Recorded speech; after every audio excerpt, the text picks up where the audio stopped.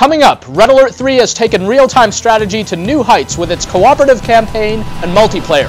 Now I'll take you through some strats to streamline victory for you and your co-commander. Plus, the very first edition of Red Alert 3 Honors. So buddy up and join the fight, comrades. This is Command School.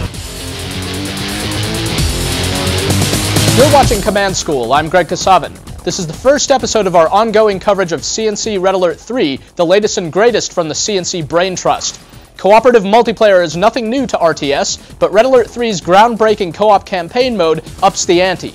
Each of the three factions is carefully balanced to one another, not just as enemies, but as allies. So for those of you looking for a leg up in co-op, here are some explosive strats straight from the dev team. First, let's look at how co-op can help you defensively. On the one hand, it's obvious. You have twice as many credits to build defenses, so you and your co-commander could focus on barricading a single area or base much more effectively than as isolated armies. But don't expect to defend both bases, you don't have that many credits. If you want a real leg up in the defense department, team up with a Soviet army. Once the Reds build their super reactor, they've got the power to run a whole grid of turrets and base defenses. Defending a vulnerable Allied base with a sea of flak turrets can be key to early survival of both parties. And Allied commanders should keep a multi-gunner turret built and ready to deploy wherever needed. Early in the game, you can use a mix-and-match approach to discover some interesting new rush strategies. My personal favorite, the cross-faction customization of the Allies' multi-gunner IFV. When playing as the Allies with an Empire co-commander, have them rush a dojo core to your base, then rush to an armor facility. Now you can build Tier 1 IFVs, but instead of filling them with Allied infantry, you can use the Imperial tank busters and shinobis instead. Tank buster IFVs are extremely powerful, a faster and more versatile version of the Empire's structure killer. To back them up in the rush, the Shinobi IFV shoots a deadly ninja star from its deck-welded cannon and can kill most infantry in one shot. This makes for a serious combo in the early game. When playing as either the Allies or the Empire, you have limited options for traversing the map quickly. To eliminate that disadvantage, team up with a Soviet player to unlock the power of the Twin Blade. This fast-moving copter can carry infantry and vehicles, letting you get that wave force artillery across the map in a third of the time. Also remember to use the Allied cryocopter's shrink ray on slow-moving Soviet Sputniks and APOC tanks to get them across the map with blinding speed. You can also combine support powers to get the most out of your collaboration. Tired of watching an army evade your magnetic satellite? Try using the Allied chrono fissure to hold a group of units in place. Then, just before that power wears off, drop the magnetic satellite on top of that same army. As soon as the rift deactivates, they'll become tangible and it'll be too late for them to run. These are just a few of our favorite online co-op strategies, but that barely scratches the surface of what's possible in Red Alert 3.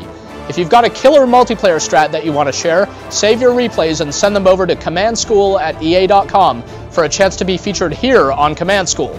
Now, for two of our favorite submitted strats from the last few months, here's the first ever Red Alert 3 Command School Honors.